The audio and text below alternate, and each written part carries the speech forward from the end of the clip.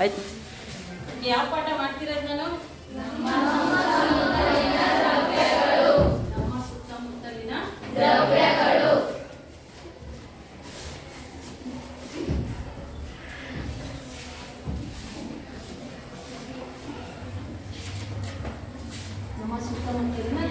ಹೌದಾ? ಇದರಲ್ಲಿ ನಿಮಗೆ ದ್ರವ್ಯ ಎಂದರೇನು, ದ್ರವ್ಯದ ಸ್ಥಿತಿಗಳಾವು, ದ್ರವ್ಯದ ಸ್ಥಿತಿಗಳಿಗಿರುವ ವ್ಯತ್ಯಾಸ, ಹೌದಾ, ಮತ್ತೆ ಕಣಗಳ ಲಕ್ಷಣಗಳು, ಇಷ್ಟು ನೀವು ನೋಟ್ಸ್ ಬರ್ದಿದ್ದೀರಲ್ಲ ಅದೆಲ್ಲ ಅದು ಪಾಠ ಓದಬೇಕು. ಪಾಠ ಓದಿದ್ದೀರಾ ಮನೆಗೆ ಹೋಗಿ? Next book ಓದಿದ್ದೀರಾ? ಓದಿದ್ದೀರಾ ಇಲ್ಲ? ಸುಮ್ಮನೆ ಎಸ್ ಅಂತೀರಾ? ನೋಟ್ಸ್ ಬರ್ದಿದ್ದೀರಾ? ಈಗ ನೆಕ್ಸ್ಟು ಆ ಪಾಠದ್ದು ನಿಮಗೆ ಇಲ್ಲಿ ನಿಮಗೆ ಕೆಲವೊಂದು ಉಪಕರಣಗಳನ್ನು ಇಟ್ಟಿದ್ದೀನಿ. ಹೌದಾ? ಇವೇನಂತ ಗೊತ್ತಾ? ಏನಂತಾರೆ? ತಾಪಮಾಪಕಗಳು. ನೋಡಿದ್ರಾ? ಈಗ ನಿಮಗೆ ಈ ತಾಪಮಾಪಕ ಕೊಡ್ತಾರೆ. ಈ ತಾಪಮಾಪಕದಲ್ಲಿ ಎಲ್ಲರೂ ಹೇಳ್ಬೇಕು ನಿಮ್ಮಲ್ಲಿ ಇದ್ರಲ್ಲಿ ತಾಪಮಾಪಕದಲ್ಲಿ ಹೆಂಗೆ ಇದನ್ನ ಎದಕ್ಕೆ ಉಪಯೋಗಿಸ್ತಾರೆ? ಇದನ್ನ ಎದಕ್ಕೆ ಉಪಯೋಗಿಸ್ತಾರೆ? ಉಷ್ಣವನ್ನ ಯಾವ ವಾತಾವರಣದ ತಾಪವನ್ನು ಅಳೆಯಲು, ಉಷ್ಣ ಅಂತ ಇರಲ್ಲ, ವಾತಾವರಣದ ತಾಪವನ್ನು ಅಳೆಯಲು ಬಳಸ್ತಕ್ಕಂಥ ಉಪಕರಣ ಇದೇನಿದು? ನಿಮ್ಗೆ ಈ ನಾಲ್ಕು ಬೆಂಚು ಇದು, ನೆಕ್ಸ್ಟ್ 4 ಬೆಂಚು ಇನ್ನೊಂದು, ನಿಮ್ಮಲ್ಲಿ ಈ 3 ಬೆಂಚ್ ಒಂದು, ಆ 2 ಬೆಂಚು, ಆಮೇಲೆ ಮತ್ತೆ ಎಕ್ಸ್ಚೇಂಜ್ ಮಾಡ್ಕೋಬೇಕು. ಆಯ್ತಾ? ನೋಡ್ತಾ ಹೋಗ್ಬೇಕು. ಒಂದೊಂದು ಡೆಸ್ಕಲ್ಲಿ ಒಂದೊಂದು 2 ಸರಿ ನೋಡ್ಕೊಳ್ಳಿ. ಆಯ್ತಾ? ನೋಡ್ಕೊಂಡು ನೋಡು. ನಾನು ನಿಮಗೆ ಏನು ಕೊಟ್ಟಿದ್ದೀನಿ, ಎಷ್ಟು ತಾಪ ಇದೆ, ವಾತಾವರಣದ ತಾಪ ಎಷ್ಟಿದೆ ಅಂತ ನೋಡ್ಬೇಕು.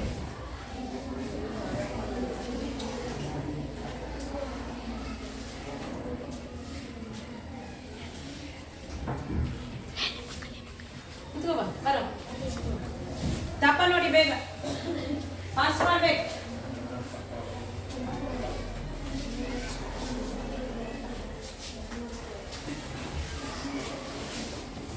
ಈಗ ಯಾರ್ಯಾರು ಎಷ್ಟೆಷ್ಟು ಅಂತ ಹೇಳ್ಬೇಕು. ನೀವು ಫಸ್ಟ್ ಬೆಂಚ್ ನೋಡಿದ್ರಲ್ಲ, ಎಷ್ಟಿದೆ? 94. ಪ್ಯಾರಾನೇಟ್ ಇದೆಯಾ? ಎಸ್ ಪಾಸ್ ಮಾಡಿದ್ದಕ್ಕೆ ಬೇರೆ ನೋಡ್ಬೇಕಲ್ಲ. 94 ಇದ್ರೆ ಪ್ಯಾರಾನೇಟ್.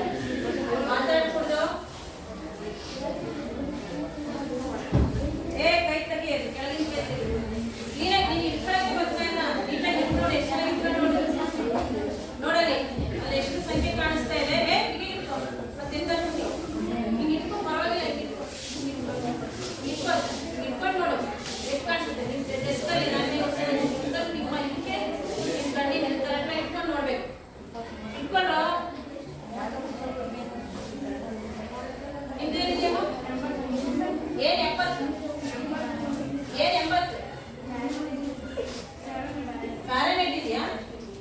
ಪ್ಯಾರಾನೈಟ್ ಏನದು? ಬೇರೆ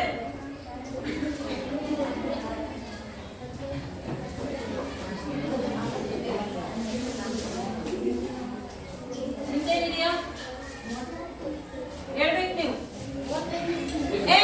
ಯಾಕೆ ನೀನು ಇಲ್ಲೇ ಇಟ್ಕೊಂಡು ನೋಡಿ ಸಾಕು.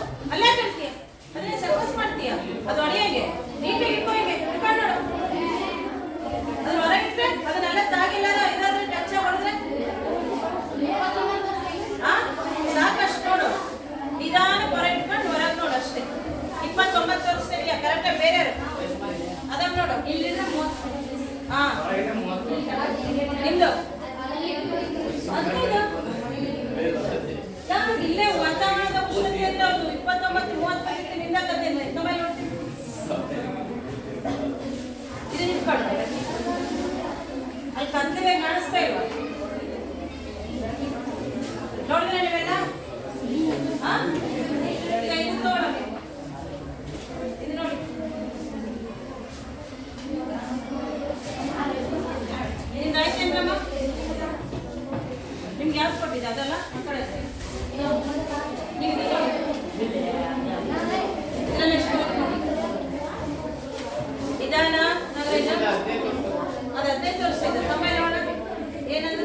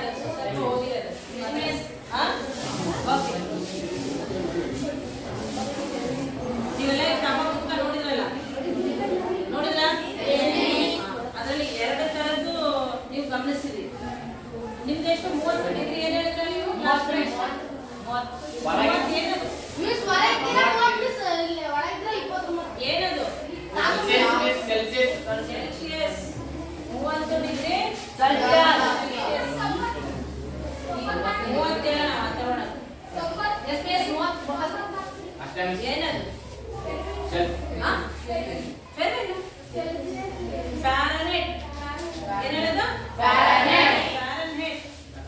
ನಾನು ಪ್ರಾರಂಭದಲ್ಲಿ ನಿಮಗೆ ಕಳೆದ ಕ್ಲಾಸಲ್ಲಿ ಹೇಳಿದೆ 3 ಜನ ವಿಜ್ಞಾನಿಗಳು ತಾಪವನ್ನ ಕಂಡುಹಿಡಿಯೋದನ್ನ ಹೇಳಿದ್ದಾರೆ.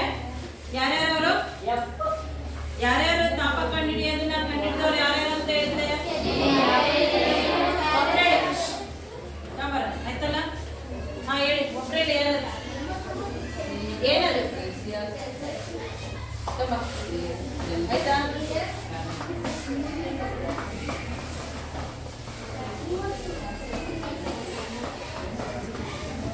ತಾಪವನ್ನ ಅಳೆಯಲಿಕ್ಕೆ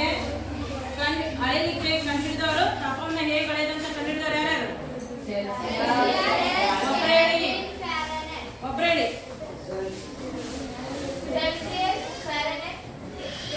ಕೆಲ್ವಿನ್ ಹೌದಾ? ಸೆಲ್ಸಿಯಸ್ ಅಂತ ಒಬ್ರು ವಿಜ್ಞಾನಿಗಳು, ಫ್ಯಾರನ್ಹೀಟ್ ಅವ್ರದೇ ಹೆಸರಿಟ್ಟದು. ಮತ್ತೆ ಇನ್ನೊಬ್ರು ಕೆಲ್ವಿನ್ ಹೌದಾ? ಕೆಲ್ವಿನ್ ಅಂತ 3 ಜನ ವಿಜ್ಞಾನಿಗಳು ಡಿಗ್ರಿ ಸೆಲ್ಸಿಯಸ್ ಡಿಗ್ರಿ ಫ್ಯಾರನ್ಹೀಟ್ಗೆ ಡಿಗ್ರಿ ಸೆಲ್ಸಿಯಸ್ ಪದ್ಧತಿಗೆ degree Celsius degree Fahrenheit degree Kelvin ಈ ತರ ತಾಪವನ್ನು ಅಳೆಯಲು ಕಂಡುಹಿಡಿದಿರ್ತಕ್ಕಂಥ ವಿಜ್ಞಾನಿ ಹೌದಾ? ನಿಮಗೆ ಕೆಲ್ವಿನ್ ಇಲ್ಲ ಈಗ ತಾಪಮಾನ ಹೌದಾ? ನಿಮಗಿರೋದು ಫ್ಯಾರನ್ಹೀಟ್ ಇದೆ, ಸೆಲ್ಸಿಯಸ್. ಅದ್ರ ಸೆಲ್ಸಿಯಸ್ ಬಂದು ಸೆಲ್ಸಿಯಸ್ ಕರೆಕ್ಟಾಗಿ ಆ ಥರ ಕೊಟ್ಟಿದ್ದು ಸರಿದೆ ಅಲ್ವಾ? ವಾತಾವರಣದ ಉಷ್ಣತೆ ಈಗ 30 ಡಿಗ್ರಿ ಸೆಲ್ಸಿಯಸ್ ಅಂತ ಇದೆ ಹೌದಾ ಮಕ್ಕಳ? 30 ಡಿಗ್ರಿ ಸೆಲ್ಸಿಯಸ್ ಕೆಲ್ವಿನಲ್ಲಿ ಎಷ್ಟು? 30 ಡಿಗ್ರಿ ಸೆಲ್ಸಿಯಸ್ ಕೆಲ್ವಿನಲ್ಲಿ ಎಷ್ಟು ಕೆಲ್ವಿನ್ ಆಗುತ್ತೆ?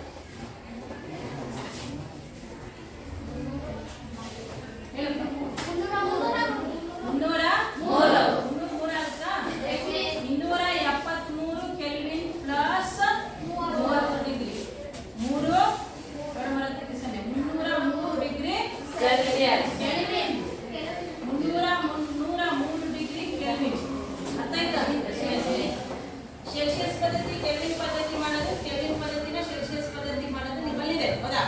ಬಟ್ ಓಲ್ಡ್ ಸಿಲೆಬಸ್ ಅಲ್ಲಿ ಈ ಸೆಲ್ಸಿಯಸ್ ಪದ್ಧತಿನ ಫ್ಯಾರನ್ಹೀಟ್ ಮಾಡೋದು, ಫ್ಯಾರನ್ಹೀಟ್ ಪದ್ಧತಿನ ಸೆಲ್ಸಿಯಸ್ ಮಾಡೋದು ಎಲ್ಲ ಇತ್ತು. ನಿಮಗೆ ಅದಿಲ್ಲ ಈಗ. ಈಗ ನಿಮ್ಮ ಟೆಕ್ಸ್ಟ್ ಬುಕ್ ಅಲ್ಲಿ ಇರೋದು ಅಂದ್ರೆ ಕೆಲ್ವಿನ್ ಪದ್ಧತಿನ ಸೆಲ್ಸಿಯಸ್ ಮಾಡೋದು, ಸೆಲ್ಸಿಯಸ್ ಪದ್ಧತಿನ ಕೆಲ್ವಿನ್ ಪದ್ಧತಿ ಮಾಡೋದು. ಗೊತ್ತಿದೆಯಲ್ಲ ಎಲ್ರಿಗೂ? ಎಲ್ರಿಗೂ ಗೊತ್ತಿದೆಯಲ್ಲ? ಸೆಲ್ಸಿಯಸ್ ಪದ್ಧತಿ ಹೆಂಗೆ ಕೆಲ್ವಿನ್ ಪದ್ಧತಿಗೆ ಪರಿವರ್ತಿಸೋದು, ಕೆಲ್ವಿನ್ ಪದ್ಧತಿನ ಹೆಂಗೆ ಸೆಲ್ಸಿಯಸ್ ಪದ್ಧತಿನಲ್ಲಿ ಹೇಳೋದು ಆಯ್ತಾ? ಈಗ ನಿಮಗೆ ನೆಕ್ಸ್ಟ್ ಟಾಪಿಕ್ ಏನಪ್ಪಾ ಅಂದ್ರೆ ಇದರಲ್ಲಿ ದ್ರವ್ಯಗಳು ಸ್ಥಿತಿಯನ್ನು ಬದಲಿಸುತ್ತವೆಯೇ?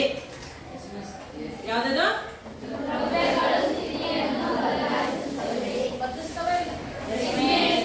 ಹೇಗೆ ಹೇಳ್ತೀರಾ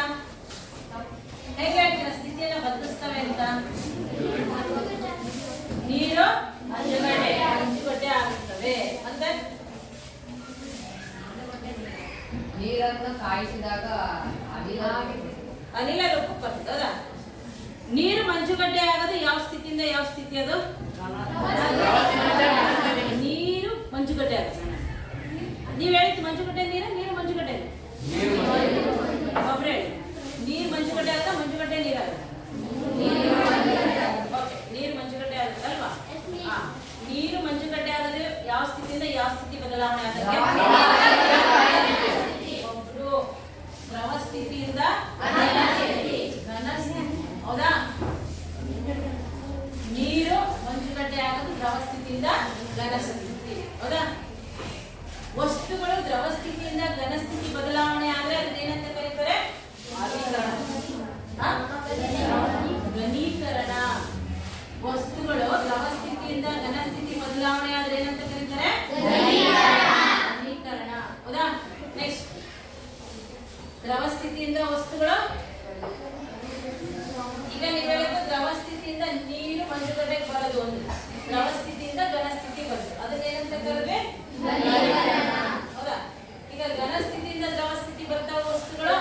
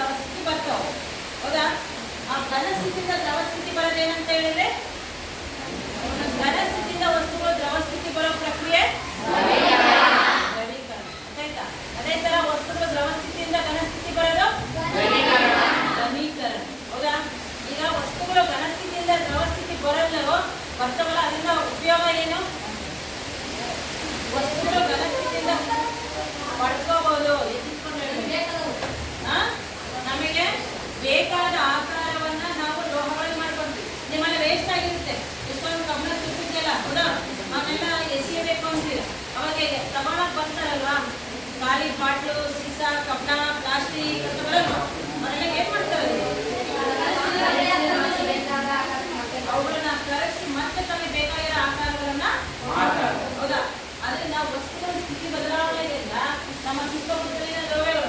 ವಸ್ತುಗಳ ಸ್ಥಿತಿ ಬದಲಾವಣೆ ಆಗೋದ್ರಿಂದ ನಮ್ಮ ನಿತ್ಯ ಜೀವನದಲ್ಲಿ ನಾವು ಅದನ್ನು ಹೇಗೆ ಬಳಸ್ಕೊಳ್ಳಕ್ಕೆ ಅನುಕೂಲ ಆಗುತ್ತೆ. ಹೌದಾ? ಈಗ ವಸ್ತುಗಳು ದ್ರವ ಸ್ಥಿತಿಯಿಂದ ಬರೀ ಘನದಿಂದ ದ್ರವ ಬಂದು, ದ್ರವದಿಂದ ಅನಿಲ ಬರುತ್ತೆ. ದ್ರವದಿಂದ ಅನಿಲ ಯಾವಾಗ ಬರುತ್ತೆ? ಕಾಯಿಸಿದಾಗ. ಹೌದಾ? ಘನದಿಂದ ದ್ರವ ಹೆಂಗ್ ಬರುತ್ತೆ? ಘನದಿಂದ ವಸ್ತುಗಳ ದ್ರವ ಸ್ಥಿತಿಗೆ ಯಾವಾಗ ಬರ್ತವೆ? ಕಾಯಿಸಿದಾಗ. ದ್ರವದಿಂದ ಅನಿಲನ ಅಂದ್ರೆ ವಸ್ತುಗಳು ಯಾವ ಒಂದು ಸಂದರ್ಭದಲ್ಲಿ ಸ್ಥಿತಿ ಬದಲಾವಣೆ ಹೊಂದುತ್ತವೆ? ತಾಪವನ್ನ ಕೊಟ್ಟಾಗ ವಸ್ತುಗಳು ಯಾವ ತಮ್ಮ ಸ್ಥಿತಿಯನ್ನು ಬದಲಿಸ್ತವೆ ಅಂದ್ರೆ ತಾಪವನ್ನ ಕೊಟ್ಟಾಗ ಬದಲಿಸ್ತವೆ. ಗೊತ್ತಾಯ್ತಾ ಮಕ್ಕಳ? ತಾಪವನ್ನ ಕೊಟ್ಟಾಗ ವಸ್ತುಗಳು ತಮ್ಮ ಸ್ಥಿತಿಯನ್ನು ಈಗ ದ್ರವ ಸ್ಥಿತಿಯಿಂದ ವಸ್ತುಗಳ ಅನಿಲ ಸ್ಥಿತಿ ಬರೋದನ್ನ ಏನಂತ ಕರೀತಾರೆ? ಏನಂತಾರೆ? ಆವಿಕರಣ. ಹೌದಾ? ನೆಕ್ಸ್ಟ್ ಅನಿಲದಿಂದ ದ್ರವ ಬರುತ್ತಾ ಇಲ್ಲ? ಅನಿಲದಿಂದ ವಸ್ತು ದ್ರವ ಸ್ಥಿತಿ ಬರ್ತಾವ? ಯಾವ್ದು ನೋಡಿದ್ರೆ ಅನಿಲದಿಂದ ದ್ರವ ಬರೋದು? ಅನಿಲದಿಂದ ದ್ರವ ಬರೋದು. ಈಗ ಒಂದು ಪಾತ್ರೆ ನೀರು ಕುದಿಯಕ್ಕೆ ಇಟ್ಟಾಗ ಆವಿಯಾಗುತ್ತೆ ನೀರು, ಅದೆಲ್ಲ ಇದು ಕಟ್ಟೆ ಮೇಲೆ ಉಳ್ಕೊಂಡು ನೀರಿನ ಬೆಳೆಗಳು ಹೇಳಿದ್ದು. ಅಲ್ಲಿ ನಾವು ಅಡಿಗೆನ ಮಾಡಿ ಎಲ್ಲ ಅಡಿಗೆ ಮಾಡಿ ಆದ್ಮೇಲೆ ನಾವು ಬಾಯಿ ಮುಗಿಸ್ತೀವಿ. ಹೌದಾ? ನಮ್ಮ ಸಣ್ಣ ಪುಟ್ಟ ಅಡಿಗೆಗಳಲ್ಲ, ಕುಕ್ಕರ್ವರೆಲ್ಲ ದೊಡ್ಡ ಪಾತ್ರೆ ಅವರು ಎಲ್ಲ ಹಾವಿಯಾಗಿ ಬೇಕು ಬಂದಿರುತ್ತೆ ತಾಪ ಕೊಟ್ಟಾಗ. ಹೌದಾ? ಆಮೇಲೆ ಏನಾಗುತ್ತೆ ಅಂದ್ರೆ ನೀರಾಗುತ್ತೆ. ಹೌದಾ? ದ್ರವದಿಂದ ಘನ, ಘನದಿಂದ ದ್ರವ, ಘನದಿಂದ ದ್ರವ. ಘನದಿಂದ ದ್ರವ ಯಾವ್ದು ಹೇಳಿದ್ರೆ? ದ್ರವೀಕರಣ. ಹೌದಾ? ದ್ರವದಿಂದ ಅನಿಲ, ದ್ರವದಿಂದ ಅನಿಲ ಬರೋದು ಏನಂದ್ರೆ ಆವಿಕರಣ. ಈಗ ದ್ರವ ವಸ್ತುವಿನಿಂದ ಅನಿಲ ಸ್ಥಿತಿಗೆ ಯಾವುದು ಉದಾಹರಣೆ? ದ್ರವ ವಸ್ತುವಿಂದ ಅನಿಲ ಸ್ಥಿತಿ ಬರೋದು ಉದಾಹರಣೆ. ದ್ರವ ವಸ್ತುವಿನ ಅನಿಲ ವಸ್ತು ಯಾವುದು? ಸರಿ, ಅದು ಮತ್ತೆ ಬೇರೆ ಸಮುದ್ರದಾಗ ಇದು ಸೂರ್ಯನ ನೀರು ಆವಿಯಾಗುತ್ತೆ. ಹೌದಾ? ಈಗೆಲ್ಲ ನೀರು ವಾತಾವರಣದಲ್ಲಿರೋ ನೀರೆಲ್ಲ ಎವಾಪರೇಷನ್ ಅಥವಾ ಬಾಷ್ಪ ವಿಸರ್ಜನೆ ಅಂತ ಕರೀತೀವಿ. ಹೌದಾ? ಆವಿಕರಣ ಹೊಂದಿ ಅದು ಅನಿಲ ರೂಪದಲ್ಲಿ ಮೋಡಕ್ಕೆ ಹೋಗ್ತದೆ. ಹೌದಾ? ಅನಿಲ ರೂಪದಲ್ಲಿ ಹೋಗಿ ಅಲ್ಲಿ ಎಲ್ಲ ಮೋಡದಲ್ಲಿ ಮೇಲೆ ಹೋಗ್ತಾ ಹೋಗ್ತಾ ಹೋಗ್ತಾ ಹೋಗ್ತಾ ಆ ಕಣಗಳು ಒತ್ತೊತ್ತಾಗಿ ಏನಾಗುತ್ತೆ? ಕೂಡ್ಕೆಂತಾವ. ಅನಿಲ ಹೋಗಿ ಏನಾಯ್ತದೆ? ಘನ. ಆಕ್ಚುಲಿ ಮೋಡ ಇರೋದೇನಲ್ಲಿ ಘನ. ಮತ್ತೆ ಮಳೆ ಹೆಂಗ ಇದ್ರಲ್ಲಿ ಬರುತ್ತೆ? ಅದೇ ದ್ರವ ಬಂತು. ಮೋಡಗಳು ನಾಶ ಆಗ್ತಾವ. ಅವಾಗ ಮತ್ತೆ ಅದು ಘನ ಇರೋದು ಒತ್ತಡ. ಒಂದಕ್ಕೊಂದು ಮರುಪಡಿಸಿ ಒತ್ತಡ ಇಟ್ಟಾದಾಗ ಮತ್ತದು ಮಳೆ. ಹೌದಾ? ಅನಿಲದಿಂದ ದ್ರವ ಬರೋದು ಅನಿಲದಿಂದ ದ್ರವ ಬರೋದು ಸಾಂದ್ರೀಕರಣ. ಅರ್ಥಾಯ್ತಾ ಮಕ್ಕಳ? ಇದು ಅನಿಲದಿಂದ ಘನ ಬರುತ್ತಾ? ಏನ್ ಯಾವುದು? ಅನಿಲದಿಂದ ಘನ. Yes, very good. ಈಗ ತಾನೇ ಹೇಳಿದ್ರಲ್ಲ ಆವಿಯಾಗಿ ಅದು ಘನೀಕರಿಸುತ್ತಲ್ವಾ? ಅನಿಲದಿಂದ ಘನ ಹೋಗ್ತಾ ಘನ ಅಂತ ಬಂದಾಗ ಏನಂತ ಕರೀತಾರೆ? ನಿಕ್ಷೇಪಣ.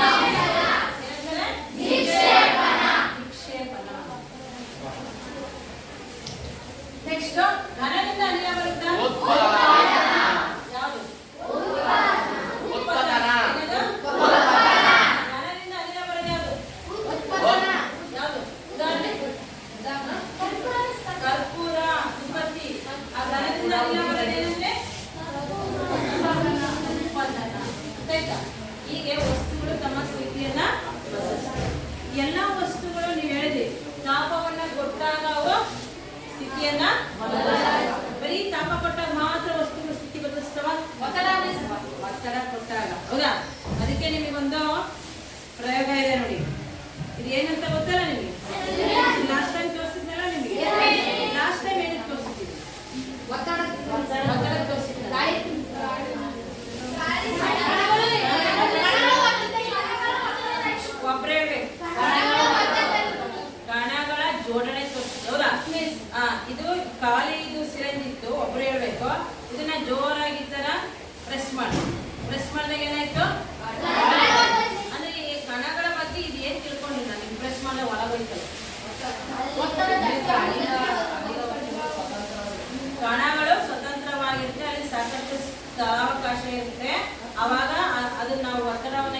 ಒಳಪಡಿಸಿದಾಗ ಅವು ಮೂವ್ ಆಗ್ಬಿಡ್ತವೆ, ಚಲಿಸ್ತವೆ. ಹೌದಾ? ಹೌದಲ್ಲ? ಇದು ಅನಿಲದ. ಈಗ ನಾನು ಈ ಬಂತು ನೋಡಿ, ಒತ್ತಡವನ್ನ ಏರ್ಪಡಿಸಿದಾಗ ಅನಿಲಗಳು ಸಂಕುಚಿಸ್ತವೆ. ಹೌದಾ? ಈ ಒತ್ತಡವನ್ನ ಏರ್ಪಡಿಸಿದಾಗ ಅನಿಲಗಳು ಏನಾಗ್ತವೆ? ಅವು ಇಷ್ಟು ಸ್ಪೇಸ್ ಅಲ್ಲಿ ಇರವು, ಇಷ್ಟು ಸ್ಥಳಾವಕಾಶದಲ್ಲಿ ಇರವು, ಇಷ್ಟು ಈಗ ಮುಚ್ಚಳ ಇದೆ ಬಿಗೆ, ಇಲ್ಲೆಲ್ಲ ಅನಿಲ ತುಂಬಿದೆ ತಾನೆ, ಈಗ ಮುಚ್ಚಳ, ಬಿಗ್ಗೆ ಮುಚ್ಚಳ ಹೊರಬಹುದಾಗಿ ಅನಿಲ ನೋಡಿ, ಇದಷ್ಟು ತುಂಬಿದೆ, ಅನಿಲ ತುಂಬಿದೆ ತಾನೆ ನೋಡಿ. ಅದನ್ನ ಜೋರ ಬದುಕ್ತಾ ಇದ್ದೀನಿ ನಾನು. ಅದೆಷ್ಟು ಬಂತು ಅನಿಲ? ಎಷ್ಟು ಸ್ಪೇಸಿಗೆ ಸಂಕುಚ ಆಯ್ತು ತಾನೆ? ಎಷ್ಟು ಪ್ಲೇಸ್ ಬಂದ ನೋಡಿ, ಇಷ್ಟೇ ಪ್ಲೇಸಿಗೆ ಬಂದಿದೆ. ಅರ್ಥ ಆಗ್ತಿದೆಯಾ? ಈ ಅನಿಲಗಳು ಒತ್ತಡವನ್ನು ಏರಿದಾಗ ಸಂಕುಚನ ಕ್ರಿಯೆಗೆ ಒಳಗಾಗುತ್ತೆ. ಅರ್ಥ ಆಯ್ತಾ? ಎಸ್. ನಾನು ಅದೇ ತರ ಈಗ ಏನ್ ಮಾಡ್ತೇನೆ, ನೀರು ತುಂಬುತ್ತೇನೆ. ಹೊಸರಿ ನೀರು ತುಂಬಿದ್ದೇನಲ್ಲ, ಏನಕ್ಕೆ ನೀರು ತುಂಬಿ ಏನ್ ಹೇಳಿದೆ ನಿಮಗೆ? ನೀರು ತುಂಬಿ ನಿಮಗೆ ತೋರಿಸಿದ್ರೆ ಏನ್ ಹೇಳಿದೆ ನೋಡಿ, ಫುಲ್ ನೀರು ತುಂಬಿದೆ ಇದು. ಹೌದಾ? ಹೋಗ್ತಾ ಇದೆ ಇದು, ಓಪನ್ ಇದ್ರು ಹೋಗ್ತಾ ಇಲ್ಲ ನೋಡಿ. ಯಾಕೆ ಹೋಗ್ತಾ ಇದೆ? ತುಂಬಾ ಒತ್ತಡ ಹೇಳ್ಕೊಂಡಿದೆ. ಹೌದಾ? ಓಕೆ. ನಾನೀಗ ಇದಕ್ಕೆ ಒತ್ತಡವನ್ನು ಅದೇ ತರ ಅನಿಲದ ಹೆಂಗ್ ಮಾಡ್ತಾನೆ, ಒತ್ತಡವನ್ನು ಏರ್ಪಡಿಸ್ತಾನೆ. ಮೂವ್ ಆಗಿದೆಯಲ್ಲ,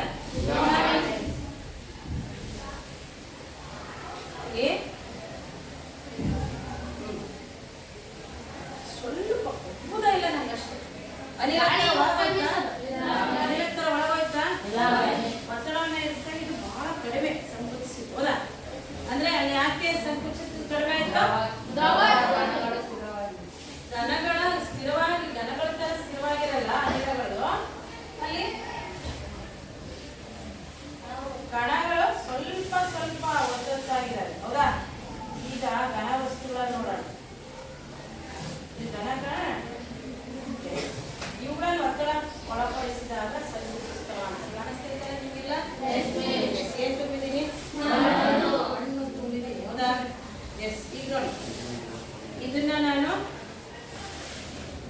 ಸಿರಂಜು, ಎಸ್ ನೋಡಿ, ಏನು ಬೇಡ, ಕೈ ಇಟ್ಕೊಳ್ಳೋದು ಬೇಡ. ರವಾನ ನಾನು ಬೇಕಿದ್ರೆ ಕೈ ಹಿಡಿದ್ರೆ ಹೋಗ್ಬಿಡೋದು. ಹೌದಾ? ಸ್ವಲ್ಪ ಹೌದಾ ಇಲ್ಲ ಚೂರು ಸಂಕುಚಿಸ್. ಇದು ನೋಡಿ, ಸಂಕುಚಿಸ್ತಾ ಇದೆಯಾ? ಒತ್ತಡ ಪಡ್ಕೊಂಡು ಸಂಕುಚನೆಗೆ ಇದನ್ನ ನಾನು ಕಣಗಳು ಘನ ಮತ್ತೆ ದ್ರವ ಅನಿಲದಲ್ಲಿ ವಸ್ತುಗಳಲ್ಲಿ ಕಣಗಳ ಜೋಡಣೆಗೆ ಇದೊಂದು ತೋರಿಸಿದೆ. ಹೌದಾ? ಈಗೇನು ತೋರಿಸಿದೆ ಪ್ರಯೋಗ? ಕಣಗಳು ಒತ್ತದ್ದಾಗಿರ್ತವೆ ಅನ್ನೋದು ಕಣಗಳ ಇದರಲ್ಲಿ ತೋರಿಸಿದೆ. ಈಗ ತೋರಿಸಿದ್ದು ಸಂಕುಚಿಸ್ತವ ಇಲ್ಲ. ಆಯ್ತಾ? ಸಂಕುಚಿಸ್ತವ ಇಲ್ಲ, ಸಂಪೀಡನೆ ಒಳಗಾಗೋದು. ಯಾವ ವಸ್ತುಗಳು ಸಂಪೀಡನೆ ಒಳಗಾಗ್ತವೆ? ಯಾವ ವಸ್ತುಗಳು ಸಂಪೀಡನೆಗೆ ಒಳಗಾಗ್ತವೆ? ಗಾಳಿ ಸಂಪೀಡನೆ ಒಳಗಾಗುತ್ತೆ. ಹೌದಾ? ಗಾಳಿ ಸಂಪೀಡನೆಗೆ ಒಳಗಾಗುತ್ತೆ. ಅಂದ್ರೆ ಈ ತುಂಟ ಇಷ್ಟಾಗ ತುಂಬ. ಇದನ್ನ ಎಲ್ಲಿ ಅನ್ವಯ ಮಾಡ್ಕೊಳ್ತಾರೆ? ಈ ಸಂಪೀಡನೆ ಒಳಗಾಗ್ತಾ ಸಿಲಿಂಡರ್ಗಳಲ್ಲಿ ನಿಂತ್ಕೊಂಡು ಹೇಳ್ಬೇಕು. ಸಿಲಿಂಡರ್ಗಳಲ್ಲಿ. ಹೌದಾ? ಒಂದೊಂದು ಸಿಲಿಂಡರ್ ಎಷ್ಟು ಕೆಜಿ ಇರುತ್ತೆ ನೋಡಿದ್ರೆ, ಅದು ಕಮರ್ಷಿಯಲ್. ನಮ್ಮ ಮನೆಗಳಲ್ಲಿ ಒಂದು 12 ಆಗಿರುತ್ತೆ, 12 kg ಹಂಗಿರುತ್ತೆ. ಸಾಮಾನ್ಯ 4 kg ಸಿಲಿಂಡರ್ ಇರುತ್ತೆ, 2 kg ಸಿಲಿಂಡರ್ ಇರುತ್ತೆ. ಹೌದಾ? ಅಲ್ಲಿ ಏನ್ ತುಂಬ್ತಾರೆ? ಯಾವ ನೀರು? ಅದಿಲ್ಲ, CNG ಅದಿಲ್ಲ. ಹೌದಾ? ಇದು ವೆಹಿಕಲ್ಗಳಲ್ಲೆಲ್ಲ ಅದು ತುಂಬ್ತಾರೆ. ಹೌದಾ? ವೆಹಿಕಲ್ ಅಲ್ಲಿ. ಮನೆಗಳಲ್ಲಿ ನಾವೇನ್ ಹೇಳ್ತೀವಿ? ಮನೆಗಳಲ್ಲಿ CNG ಅಂತೀವಾ? ಯಾಕೆ CNG ಅಂದ್ರೆ LPG ಅಂದ್ರೆ? CNG ಅಂದ್ರೆ LPG ಅಂದ್ರೆ ಬಂದಿಲ್ಲ ನಿಮಗೆ? ಬಂದಿಲ್ಲ ಇಲ್ಲ? ಬೇಡ, ಕನ್ನಡದಲ್ಲೇ ಹೇಳು.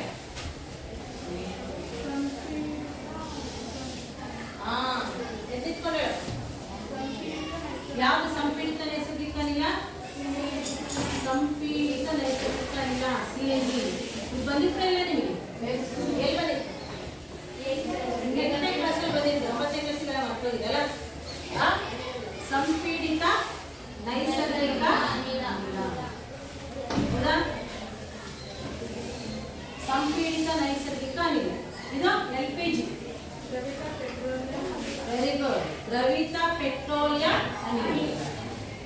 ದ್ರವಿತ ಪೆಟ್ರೋಲಿಯಂ ಅನಿಲ.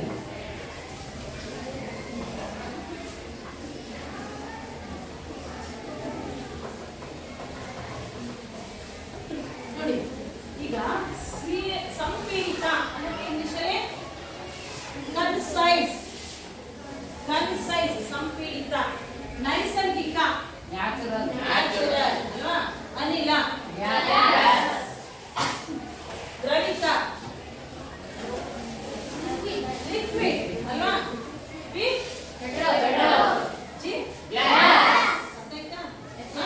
ಸಂಪೀಡಿತ ನೈಸರ್ಗಿಕ ಅನಿಲ ಲಿಕ್ವಿಡ್ ಪೆಟ್ರೋಲಿಯಂ ಮತ್ತೆ ಅದರಲ್ಲಿರೋದು gas, ಇದರಲ್ಲಿರೋದು gas.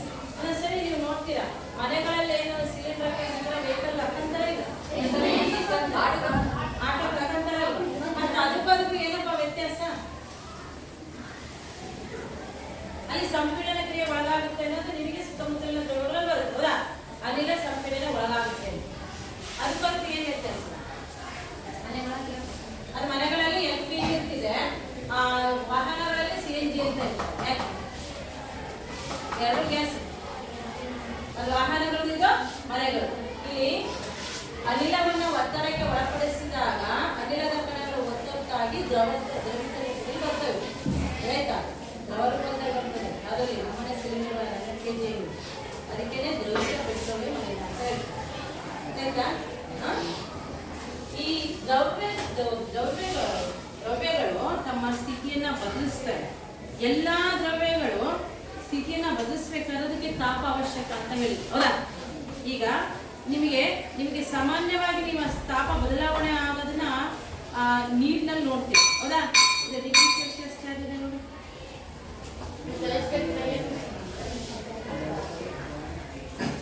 Degree Celsius okay. ಇದರಲ್ಲಿ ಎಷ್ಟಿದೆ ನೋಡಿ ತಾಪ ಎಷ್ಟಿದೆ ನೋಡಿ, ಎಷ್ಟಿದೆ? 30 ಡಿಗ್ರಿ ಸೆಲ್ಸಿಯಸ್ ಇದೆಯಾ? ನೀವೆಲ್ಲ ನೋಡಿದಿರಲ್ಲ ಇದನ್ನೆಲ್ಲ? ಓಕೆ, ಇದನ್ನ ನಾನು ಈಗ ಐಸಲ್ಲಿ ಇಡ್ತೀನಿ. ಇದರಲ್ಲಿ ಇಡ್ತೀನಿ, ಐಸಲ್ಲಿ ಇಟ್ವೆ. ಐಸಲ್ಲಿ ಇಟ್ಟಾಗ ಏನಾಗ್ಬೇಕು? ಇದು ಏನಾಗ್ಬೇಕು? ಏನಾಗ್ಬೇಕು? ತಾಪ ಕಡಿಮೆ ಆಗ್ಬೇಕು, ಹೌದಾ? ಈಗ ನೋಡಿ ಎಷ್ಟಾಗುತ್ತೆ. ಇಲ್ಲಿ ಇಟ್ಕೊಂಡು ನೋಡ್ಬೇಕು. ಅದರಲ್ಲಿ ತಾಪ ಮಾಪಕದಲ್ಲಿ ತಾಪ ಎಷ್ಟು ಬಂತಂತ ಇಟ್ಕೊ.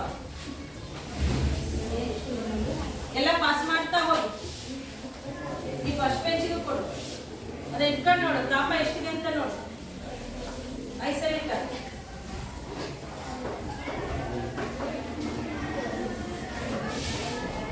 ಮುಂದೆ ಕೊಡು. ನಿಮ್ ನೋಡಾದ್ಮೇಲೆ ಮುಂದೆ ಕೊಡು. ಪಾಸ್ ಮಾಡ್ತಾ ಹೋಗ್ಬೇಕು ಎಲ್ರಿಗೂ. ಕಸ್ಕೋಬೇಡಿ. ನೋಡಿ ಇಲ್ಲಿ ಕೊಡಮ್ಮ. ಅದು ಡಿಗ್ರಿ ಸೆಲ್ಸಿಯಸ್ ಅಲ್ಲಿ ನೋಡ್ತಿದ್ದೀರಲ್ವಾ? 32 ಡಿಗ್ರಿ ಸೆಲ್ಸಿಯಸ್ ಫ್ಯಾರನೈಟ್ ಅಲ್ಲಿ ನೋಡ್ಬೋದು. 0 ಡಿಗ್ರಿ ಫ್ಯಾರನೈಟ್. ಅದಕ್ಕೆ ಇದು ಸ್ವಲ್ಪ ಐಸ್ ತಕ್ಕಣ. ಎಸ್, ಇದು ನೋಡಿ ಫ್ಯಾರನೈಟ್ ಒಂದು ಸರಿ ಇಲ್ಲ. ಅದಕ್ಕೆ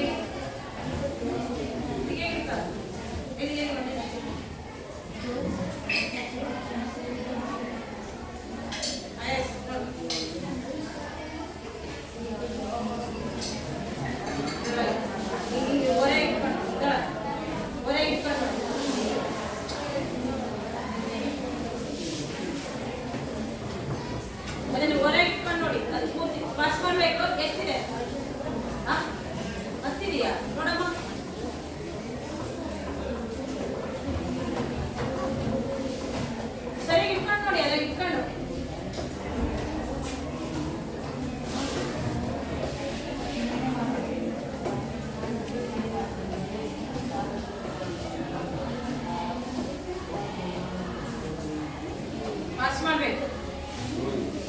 ಎಷ್ಟಿದೆ? ಎಷ್ಟು ಡಿಗ್ರಿ? ಡಿಗ್ರಿ ನೋಡೋ ಫಸ್ಟ್ ನೋಡಿಲ್ಲ ನೀವು?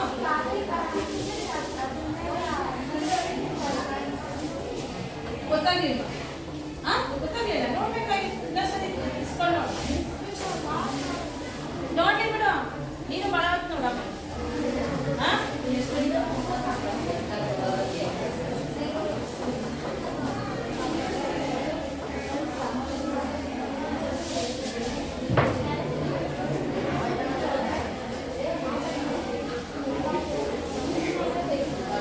ಗೊತ್ತಾಗಿಲ್ಲ ಎಷ್ಟಾಯ್ತು?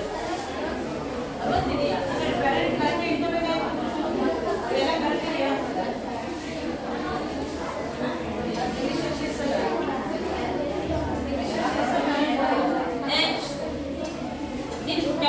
ಬೇಡ. ಎಷ್ಟಿದೆ? 1. ಏ ಬಿಗಿ ಇಟ್ಕೊ. ಬಿಗಿ ಇಟ್ಕೋಬೇಕು.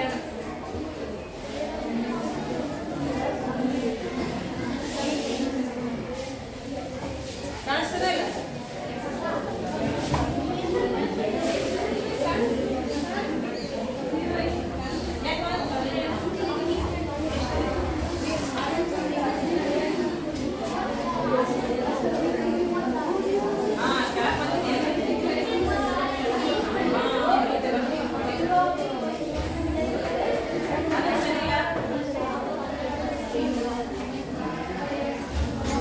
ಆಯ್ತಾ? ನೋಡಿದ್ರಾ ಎಷ್ಟಿದೆ?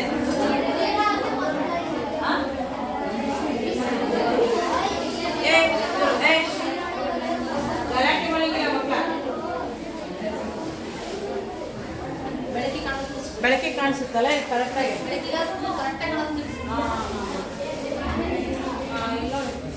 ನೋಡಿ ಇಟ್ಕೊಂಡು ನೋಡಿ.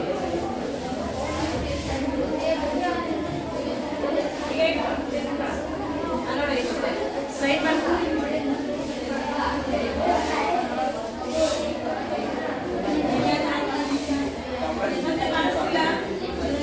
ಎಷ್ಟದು?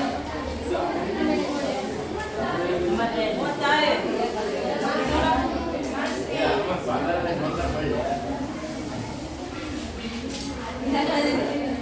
ಏನು ನೋಡಲಿದ್ರು ಏನು ಸುಮ್ಮನೆ ವಿಲಾಸವಾಗಿ ಇರ್ತಾರೆ.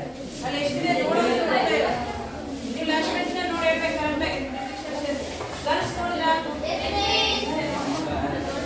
ಕೈ ಇಟ್ಕೊಂಡು ನೋಡಿ. ನಿಮ್ಮ ಇದಕ್ಕೆ ಎರಡು ಕೈ ಇಟ್ಕೊಂಡು ಇಟ್ಟ ನೋಡಿ.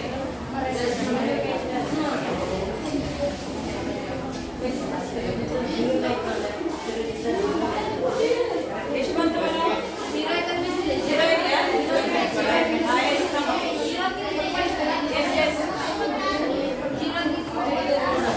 ಗಲಾಟೆ ಮಾಡ್ಕೊಡ್ದು ಸ್ವಲ್ಪ ಅಬ್ಸರ್ವ್ ಮಾಡ. ಅದು 32 ಬಂದ್ರೆ ಸರಿ ಹೋಗುದು. 32 ಡಿಗ್ರಿ ಫ್ಯಾರನ್ಹೀಟ್ = 0 ಡಿಗ್ರಿ ಸೆಲ್ಸಿಯಸ್. ನಿಮಗೆ ಒಟ್ಟಾಗ ಏನಾಗಿತ್ತು ಗೊತ್ತಾ? ಇನ್ನು ಟೆಂಪರೇಚರ್ ಇಳಿತಾ ಇತ್ತು ತಾಪಮಾಪಕದಲ್ಲಿ.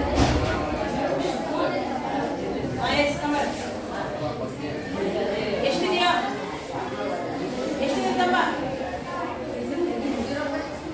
0 ಬರಬೇಕು. 0 ಬಂದಿದೆ. ಈಗ ಇಟ್ಕೊಳ್ಳಿ ಇದನ್ನ.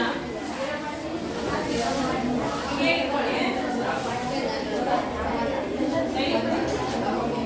ಇಲ್ಲಿ ನೋಡ್ರಿ, ನೋಟ್ ಬೇಗ ಕೊಡಿ.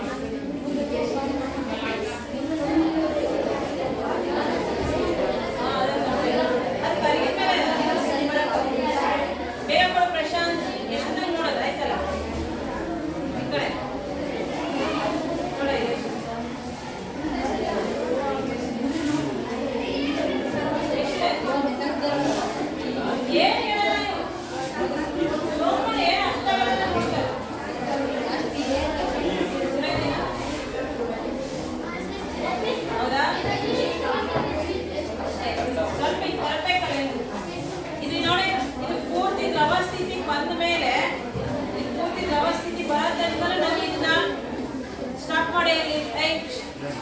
ಸಂಪೂರ್ಣವಾಗಿ ವ್ಯವಸ್ಥಿತಿ ಬರೋ ತನಕಲ್ಲಿ ತಾಪಮಾಪಕ ಇಟ್ಟಿರ್ತೀವಿ. ಅರ್ಥ ಆಯ್ತಾ? ಈ ತಾಪಮಾಪಕನ ಇಟ್ಟಾಗ ವಾತಾವರಣದಲ್ಲಿರೋ ತಾಪ ಏನಿದೆಯಲ್ಲ ಅದನ್ನ ಬಳಸ್ಕೊಂಡು ಇದು ಕರೆಕ್ಟಾಗಿ ಹೋಗುತ್ತೆ ಅಂತ ಗೊತ್ತಿದೆ ನಿಮ್ಗೆ, ಹೌದಾ? ಆದ್ರೆ ತಾಪಮಾಪಕದಲ್ಲಿ ತೋರಿಸ್ತಕ್ಕಂತಹ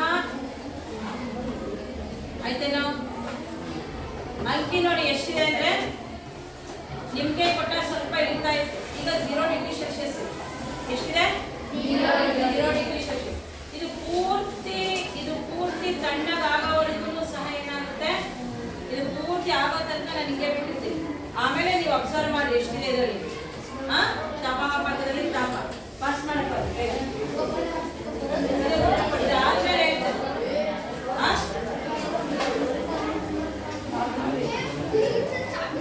ನಿಮಗೆ ನಾನು ಏನು ಹೇಳಿದ್ದು, ಏನದು ಮಾಡ್ತಾರೆ? ಎಸ್. ಈಗ ಕೊಡ ಈ ಕಡೆ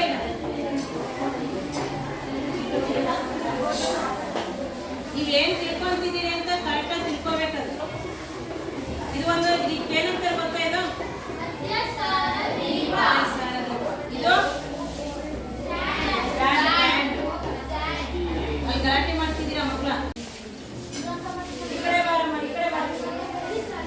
ಹೊಡ್ಕೊಳ್ಳಿ ಸಾಕವ್ರಿ ಹುಡ್ಕ ಹೊಡ್ಕೊಳ್ಳಿ.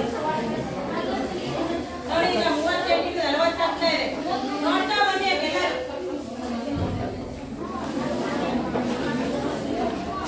ಬನ್ನಿ ಸರಿ ಸರಿ ನಡಿ, ನೀವು ಬೇರೆ ನೋಡ್ಬೇಕಲ್ಲ, ಈಗ ಬೇರೆ ನೋಡ್ಬೇಕು. ಬನ್ನಿ ಬೇರೆ ಬನ್ನಿ ನಾವು ನಡ್ಕೊಂಡು ಸರಿ ಇದನ್ನ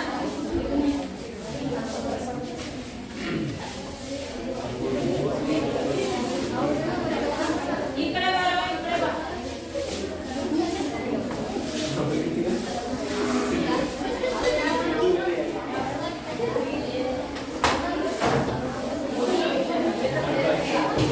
ಯಾರು ಟಚ್ ಮಾಡೋದು ಬನ್ನಿ. ಅಲ್ಲಿ ತಾಪ ಏರಿಕೆ ಆಗ್ತದೆ, ಅದಕ್ಕೆ ಎಷ್ಟು ಆಗ್ತದೆ? ಹಾ. ಹಿಂಗ ಅಲ್ಲಿ ನೋಡ್ಕೊಂಡು ಬನ್ನಿ. ಆ ಕಡೆ ಹೋಗಿ, ಆ ಕಡೆ ಹೋಗಿ. ಆ ಕಡೆ ಹೋಗಿ ನಿಂತ್ಕೊಂಡು ನೋಡಿ. ಏರದ್ ನೋಡು, ಏರ್ತಾ ಇದೆಯಾ ಸಾಂಬಾರ ನೋಡಿ.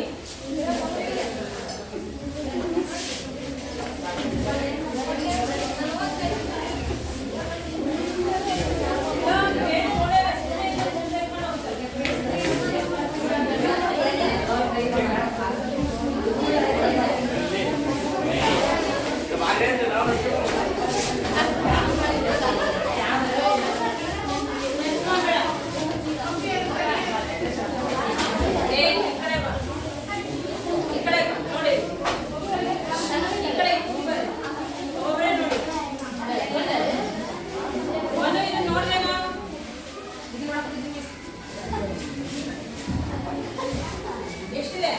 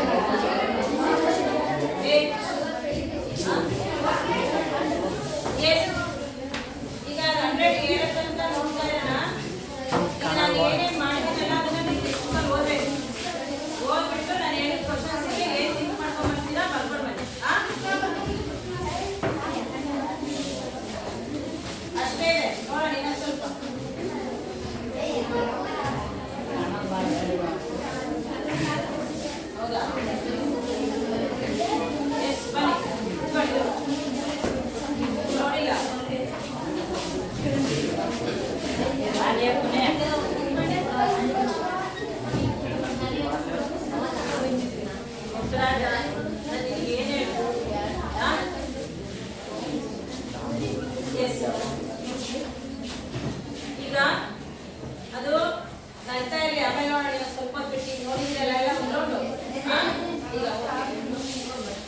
ಈಗ ಪೂರ್ತಿ ಇದನ್ನ ಇದು ಪೂರ್ತಿ ತಣ್ಣಗಾಯ್ತು ಹೌದಾ? ಈಗ ಪೂರ್ತಿ ಇದು ತಣ್ಣಗಾಗಿ ಯಾವ್ದೋ ಇದನ್ನ ಇಟ್ಟಿದ್ದೇನೋ ತಣ್ಣಗಾದ್ಮೇಲೆ ಇದನ್ನ ಇಟ್ಟಾಗ ನೋಡಿದ್ರಿ 32 ಡಿಗ್ರಿ ಫ್ಯಾರನೈಟ್ ಇದ್ದ ಲಾಸ್ಟ್ ನೋಡ್ತಿದ್ರಲ್ಲ ನೀವು ಇತ್ತಲ್ಲ ಎಷ್ಟಿರ್ತಿದ್ದು? 0 ಫ್ಯಾರನೈಟ್ ಅಲ್ಲಿ ಸೆಲ್ಸಿಯಸ್ ಅಲ್ಲಿ ಈಗ ನೀರಿನ ದ್ರವನ 0 ಡಿಗ್ರಿ ಸೆಲ್ಸಿಯಸ್. ಯಾಕೆ ಅದು 0 ಡಿಗ್ರಿ ಸೆಲ್ಸಿಯಸ್ ಹೇಳ್ಬೇಕು? ಯಾಕೆ ನೀರಿನ ದ್ರವಣ ಬಿಂದು 0 ಡಿಗ್ರಿ ಸೆಲ್ಸಿಯಸ್ ಅಂತ ಹೇಳ್ತೀವಿ? ನೋಡಿ, ಇಷ್ಟೊತ್ತಂತ ನೋಡಿದ್ರೆ ಏನ್ ನೋಡಿದ್ರಿ? ಅದು ಪೂರ್ತಿ ಘನ ಸ್ಥಿತಿಯಿಂದ ದ್ರವ ಸ್ಥಿತಿ ಬಂದಿದ್ದಾನೆ. ದ್ರವ ಸ್ಥಿತಿ ಬಂದಾಗ ತಾಪಮಾಪಕದಲ್ಲಿ ನೀವೆಲ್ಲ ನೋಡಿದ್ರೆ 0 ಡಿಗ್ರಿ ಸೆಲ್ಸಿಯಸ್ ತೋರಿಸ್ತಿತ್ತು ಅಂತ, ಹೌದಾ? ಮತ್ತೆ ಅದು ಯಾಕೆ 0 ಡಿಗ್ರಿ ಸೆಲ್ಸಿಯಸ್ ಅನ್ನ ಹೇಳಿದ್ರಿ? ದ್ರವಣ ಬಿಂದು 0 ಡಿಗ್ರಿ ಸೆಲ್ಸಿಯಸ್ ಅಂತ. 0 ಡಿಗ್ರಿ ಸೆಲ್ಸಿಯಸ್ ಅಂತ ನೀವು ಯಾಕೆ ಹೇಳಿದ್ರಿ? ಅದು ಸಂಪೂರ್ಣವಾಗಿ ಘನ ಸ್ಥಿತಿಯಿಂದ ದ್ರವ ಸ್ಥಿತಿ ಬರೋ ತನಕ ತಾಪಮಾಪಕದಲ್ಲಿ ಎಷ್ಟಿತ್ತು? 0ನೇ, ಹೌದಾ? ಅದು ತಾಪವನ್ನ ಹೀರ್ಕೊಂಡು ಇಲ್ಲಿ ಕರಗ್ತಾ ಹೋಗುತ್ತೆ, ಹೌದಾ? ಅದು ಪೂರ್ಣ ಬರೋ ತನಕ 0ನೇ ಇದೆ. ಅಂದ್ರೆ ತಾಪ ಹೀರ್ಕೊಂಡಿರೋದು ಅದು ದ್ರವ ಸ್ಥಿತಿ ಬರ್ಬೇಕಾದ್ರೆ ಆ ತಾಪಮಾಪಕದಲ್ಲಿ ತಾಪ ಏರ್ಬೇಕು ತಾನೆ? ಏರ್ತಾ? ಯಾಕೆ ಇರ್ಲಿಲ್ಲ?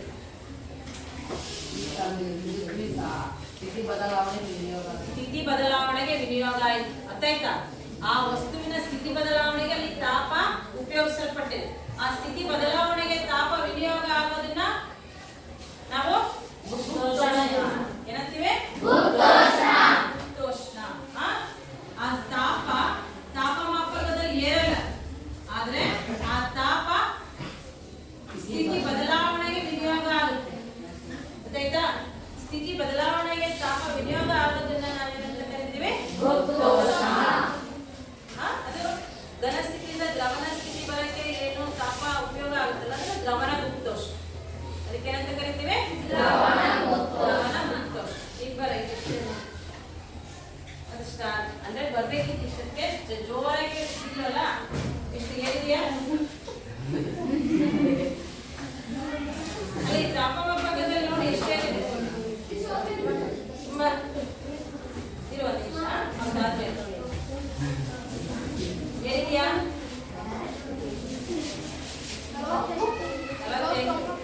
49 ಇನ್ನ ಸ್ವಲ್ಪ ಬಿಟ್ಟು ಇಲ್ಲಿ ಇರೋ ನಿಮಿಷ ಇನ್ನ ಸ್ವಲ್ಪ ಓಕೆ. ಈಗ ನೋಡಿ, ಅದಷ್ಟು ಹಾಗೆ ಆಗ್ತಾ ಇದೆ ನೀರು. ಅದು ಚೆನ್ನಾಗಿ ಕುದಿಯೋಕೆ ಸ್ಟಾರ್ಟ್ ಆದ ತಕ್ಷಣನೇ ಅದು ಕುದಿಬೇಕು.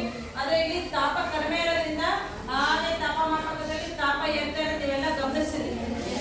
ಫಸ್ಟ್ ನೀವು ವಾತಾವರಣದ ತಾಪಮಾನ 30 ಇತ್ತು, ಈಗಲೇ ಹೆಚ್ಚೆ ಆಗ್ತಾ ಇದೆ, 49, 50 ಹತ್ರ ಇದೆ, ಹೌದಾ? ಇದೇ ರೀತಿ ನಾವು ತಾಪ ಅಲ್ಲಿ ಕೊಟ್ಟಾಗೆ ತಾಪಮಾಪಕದಲ್ಲಿ ಏನಾಗುತ್ತೆ?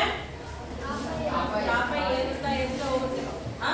ಸಂಪೂರ್ಣವಾಗಿ ಇದನ್ನ ಇದೇ ರೀತಿ ನಾವು ತಾಪ ಕೊಡ್ತಾ ಹೋದಾಗ ಈ ದ್ರವ ಸ್ಥಿತಿ ಏನಾಗುತ್ತೆ ಅಂದ್ರೆ ಅನಿಲ ಸ್ಥಿತಿ ಬರುತ್ತೆ, ಹೌದಾ? ಈ ರೀತಿ ದ್ರವ ಸ್ಥಿತಿಯಿಂದ ಅನಿಲ ಸ್ಥಿತಿ ಬರ್ತಾ ಜೋರಾಗಿ ಕುದಿಯೋಕೆ ಸ್ಟಾರ್ಟ್ ಮಾಡಿದ್ರೆ ಇಷ್ಟೊತ್ತಿಗೆ ತಾಪ 100 ಡಿಗ್ರಿ ಸೆಲ್ಸಿಯಸ್ಗೆ ಏರೋದು. ಬಟ್ ಈಗ ನಿಧಾನ ರೀತಿಯಲ್ಲಿ ತಾಪ ಇರೋದ್ರಿಂದ ನಿಧಾನ ರೀತಿಯಲ್ಲಿ ತಾಪ ಇರ್ತಿದೆ. ಈ ರೀತಿ ನೀರಿನ ಕುದಿಬಿಂದು ಕೇಳಿದಿರ? ಎಷ್ಟು ನೀರಿನ ಕುದಿಬಿಂದು? 100 ಡಿಗ್ರಿ ಸೆಲ್ಸಿಯಸ್. ನೀರಿನ ಕುದಿಬಿಂದು ಎಷ್ಟು ಅಂತ ಹೇಳ್ತೀರಾ? 100 ಡಿಗ್ರಿ ಸೆಲ್ಸಿಯಸ್. ನೀರಿನ ದ್ರವಣ ಬಿಂದು 0 ಡಿಗ್ರಿ ಸೆಲ್ಸಿಯಸ್. ನೀರಿನ ಕುದಿಬಿಂದು 100 ಡಿಗ್ರಿ ಸೆಲ್ಸಿಯಸ್. 100 degree Celsius. ಯಾಕೆ ಅಂದ್ರೆ ಈಗ ಘನ ಸ್ಥಿತಿಯಿಂದ ಸಂಪೂರ್ಣ ದ್ರವ ಸ್ಥಿತಿ ಬಂದ್ರೂ ತಾಪಮಾಪಕದಲ್ಲಿ 0 ತೋರಿಸ್ತಲ್ಲ, ಹಂಗೆ ಇದರಲ್ಲಿ ನೀರು ಸಂಪೂರ್ಣವಾಗಿ ಆವಿ ಸ್ಥಿತಿ ಬರೋ ತನಕನೂ ತಾಪಮಾಪಕದಲ್ಲಿ 100 ಡಿಗ್ರಿ ಸೆಲ್ಸಿಯಸ್ ತೋರಿಸ್ತಾ ಇದೆ, ಅದಾಯ್ತಾ? ಇಲ್ಲೂ ಸಹ ದ್ರವ ಸ್ಥಿತಿಯಿಂದ ಅನಿಲ ಸ್ಥಿತಿಗೆ ನೀರು ವರ್ಗಾವಣೆ ಆಗ್ಲಿಕ್ಕೆ ಅಲ್ಲಿ ಏನು ಉಷ್ಣವನ್ನ ತಾಪವನ್ನ ಬಳಸ್ಕೊಳ್ಳುತ್ತೋ ಅದು ಆವೀಕರಣ ಗುರುತ್ವಾಕರ್ಷಣ. ಇದಕ್ಕೇನಂತ ಕರೀತಾರೆ? ಆವೀಕರಣ ಗುರುತ್ವಾಕರ್ಷಣ. ಅರ್ಥಾಯ್ತಾ? ಅದಕ್ಕೆ ನೀರಿನ ಕುದಿಬಿಂದು 100 ಡಿಗ್ರಿ ಸೆಲ್ಸಿಯಸ್ ಅಂತ ಹೇಳ್ತೀವಿ. ಯಾಕೆಂದ್ರೆ ಇದು ಪೂರ್ತಿ ಕುದ್ದು ಆವಿ ಆಗೋ ತನಕನೂ ಈ 100 ಡಿಗ್ರಿನೇ ತೋರಿಸ್ತಾರೆ, ಅರ್ಥಾಯ್ತಾ? ಮತ್ತೆ ಇನ್ನು ತಾಪ ಕೊಡ್ತಾ ಇದೀವಿಲ್ಲ ಮಿಸ್, ತಾಪಮಾಪಕದಲ್ಲಿ ಏರ್ಬೋದಲ್ಲ, ಅಲ್ಲಿ ತಾಪಮಾಪಕದಲ್ಲಿ 100 ಕೊನೆ ಇದೆ, ಅದಕ್ಕೆ 100 ತೋರಿಸುತ್ತೆ, ಸಲಗಿ ಜಾಸ್ತಿ ತೋರಿಸಲ್ಲ ದೋಸ್ತ ಅನ್ಬೇಡಿ. ಅದ್ರಲ್ಲಿ ಎಷ್ಟು ನಂಬರ್ ಇದೆ ಗಮನಿಸಿದ್ರಾ? 100 ಡಿಗ್ರಿ ಇದೆ. ಈ ಸಲ ತಾಪಮಾಪಕದಲ್ಲಿ 100ಕ್ಕಿಂತ ಜಾಸ್ತಿ ಇಲ್ಲ, ಸಂಖ್ಯೆ ತೋರಿಸ್ತಾ ಇಲ್ಲ ಅನ್ಬೇಡಿ. ಅದು ತಾಪಮಾಪಕದಲ್ಲಿ ಇರಲಿ ಬಿಡ್ಲಿ, ನೀರಿನ ಕುದಿಬಿಂದು 100 ಡಿಗ್ರಿ ಸೆಲ್ಸಿಯಸ್. ಸಂಪೂರ್ಣವಾಗಿ ದ್ರವ ರೂಪದಲ್ಲಿರ್ತಕ್ಕಂತಹ ನೀರು ಅನಿಲ ರೂಪ ಬರ ತನಕಲೂ ತಾಪಮಾಪಕದಲ್ಲಿ 100 ಡಿಗ್ರಿ ಸೆಲ್ಸಿಯಸ್ ತೋರಿಸುತ್ತೆ. ಆ ಒಂದು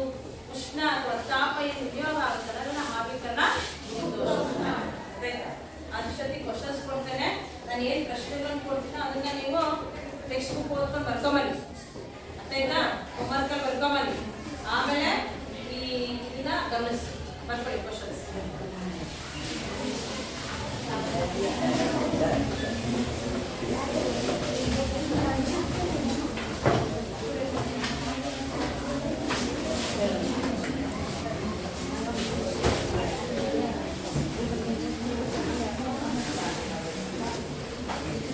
ಗಲಾಟೆ ಮಾತೇನೆ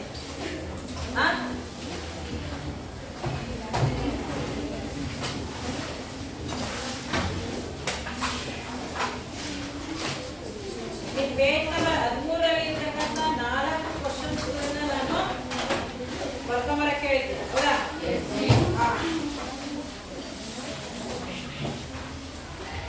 ಅಲ್ಲ 9ನೇ ಪೇಜ್ನಲ್ಲಿರೋ ನಾವು ಬರ್ಕೊಂಬರಕ್ಕೆ ಹೇಳಿದ್ದೆ. ನಾನು ಬರ್ಸಿದ್ದೀನಲ್ವಾ ಅವನಂದ್ರೆ ಈಗ ನೆಕ್ಸ್ಟ್ ಬರ್ಕೊಳ್ಳಿ.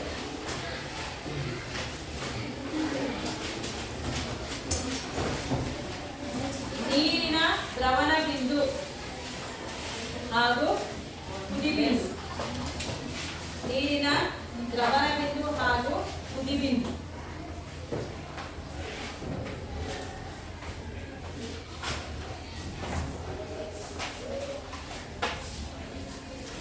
ದ್ರವಣ ಬಿಂದು ಹಾಗೂ ಕುದಿಬಿಂದು. ಒಂದೇ ಕ್ವಶನ್ ಅಂತ ಅನ್ಕೋ. ಡೇಟ್ ಅಂತ ಇವತ್ತಿಂದು ವಿಜ್ಞಾನ ಅಂತ ಅನ್ಕೊಂಡು ಬರೀಬೇಕು.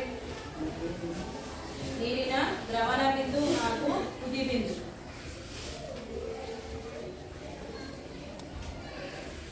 ಎಷ್ಟಿರುತ್ತದೆ?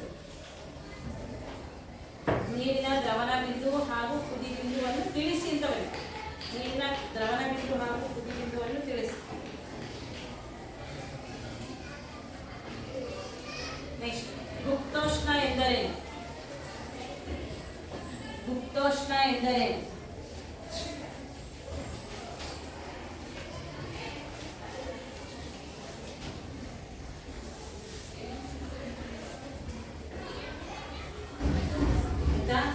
ನೆಕ್ಸ್ಟ್, ದ್ರವಣ ಗುಪ್ತೋಷ್ಣ. ಈ ಕೆಳಗಿನವುಗಳನ್ನು ವ್ಯಾಖ್ಯಾನಿಸಿ ಅಂತ ಬರೀರಿ. ಈ ಕೆಳಗಿನವುಗಳನ್ನು ವ್ಯಾಖ್ಯಾನಿಸಿ. ಈ ಕೆಳಗಿನವುಗಳನ್ನು ಮೂರನೇದು ಈ ಕೆಳಗಿನವುಗಳನ್ನು ವ್ಯಾಖ್ಯಾನಿಸಿ. ಒಂದನೇದು ದ್ರವಣ ಗುಪ್ತೋಷ್ಣ, ಎರಡನೇದು ಆವಿಕರಣ ಗುಪ್ತೋಷ್ಣ. ಮೂರನೇ ಕ್ವಶನ್ ಈ ಕೆಳಗಿನವುಗಳನ್ನು ವ್ಯಾಖ್ಯಾನಿಸಿ.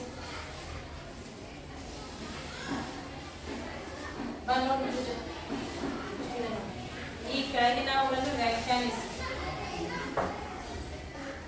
ಒಂದನೇದು ದ್ರವಣ ಗುಪ್ತೋಷ್ಣ, ಎರಡನೇದು ಆವಿಕರಣ ಗುಪ್ತೋಷ್ಣ. ಅಷ್ಟೇ, ಸ್ವಲ್ಪ ಕಡಿಮೆ ಇದೆ. ಎರಡನೇದು ಆವಿಕರಣ ಗುಪ್ತೋಷ್ಣ. ಆವಿಕರಣ ಗುಪ್ತೋಷ್ಣ ಆಯ್ತಾ? ದ್ರವಣ ಗುಪ್ತೋಷ್ಣ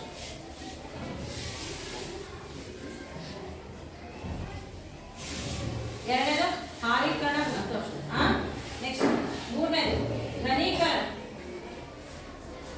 ಘನೀಕರಣ ಅದರಲ್ಲೇ ಘನೀಕರಣ ಅಂದ್ರೇನು ವ್ಯಾಖ್ಯಾನಿಸ್ಬೇಕು. ನೆಕ್ಸ್ಟ್ ದ್ರವೀಕರಣ. ಘನೀಕರಣ ಅಂದ್ರೆ ಏನ್ ಹೇಳ್ತೀರ? ಘನೀಕರಣ ಅಂದ್ರೆ ಏನ್? ಅದಕ್ಕೆ ಘನೀಕರಣ ಅಂತ ಬರ್ತು ಸೆಮಿಕೋಲನ್ ಹಾಕಿ ಅದನ್ನ ಬರೀಬೇಕು. ಘನೀಕರಣ ಅಂದ್ರೆ ಏನ್ ಹೇಳ್ತೀರ?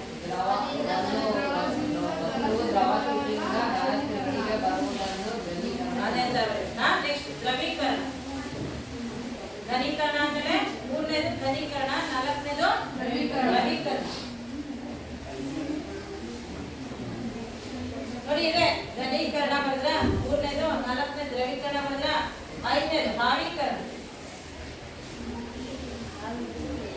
ಆವಿಕರಣ ಬೋರ್ಡ್ ಮೇಲೆ ಇದೆ ಪದಗಳು. ನೆಕ್ಸ್ಟ್ ಸಾಂದ್ರೀಕರಣ. ಇವನ್ನೆಲ್ಲ ವ್ಯಾಖ್ಯಾನಿಸ್ಬೇಕು. ಹಂಗಂದ್ರೆ ಏನು ಅಂತ ಹೇಳ್ಬೇಕು, ಬರಿಬೇಕು. ಆವಿಕರಣ ಅಂದ್ರೆ ಸಾಂದ್ರೀಕರಣ. ಆಮೇಲೆ ಉತ್ಪನ್ನ.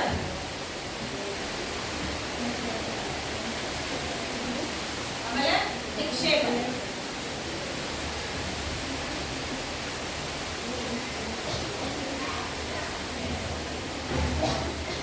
ಆಯ್ತಾ?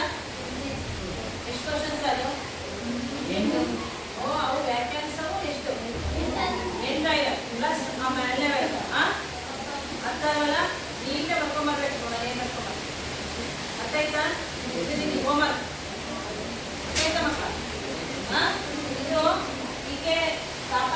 ಇರಲಿ. ಇದನ್ನ ಸ್ವಲ್ಪ ಹೊತ್ತು ಆದ್ಮೇಲೆ ಇದು ನೀರೆಲ್ಲ ಆವಿ ಹಾಕ್ಬೇಕಾದ್ರೆ ನಿಮಗೆ ಸುದ್ದಿ ಹೇಳ್ತೇನೆ. ಆವಿ ಹಾಕ್ತಾ ಇದೆ ನೀರು, ಹೌದಾ? ತಾಪ ಎಷ್ಟು ಗೊತ್ತಿಲ್ಲ? 52 ನಿಧಾನಕ್ಕೆ ತಿನ್ನಲಾಗ. ಓಕೆ, ಶಾಖ ಸ್ವಲ್ಪ ಜಾಸ್ತಿ ಬರ್ಬೇಕಲ್ಲ, ಅವಾಗ ಬರ್ತದೆ. ಶಾಖ ಇನ್ನೂ ಸ್ವಲ್ಪ ಚೆನ್ನಾಗಿ ಕುದಿಬೇಕಲ್ಲ, ಇನ್ನೂ ಸ್ವಲ್ಪ ಜಾಸ್ತಿ ಶಾಖ ಆಗಬೇಕು, ಹಂಗಾರೆ ಕುದೀತದೆ. ಅದನ್ನು ಕ್ಲೋಸ್ ಮಾಡಿ ಅಂತ ಹೇಳಿ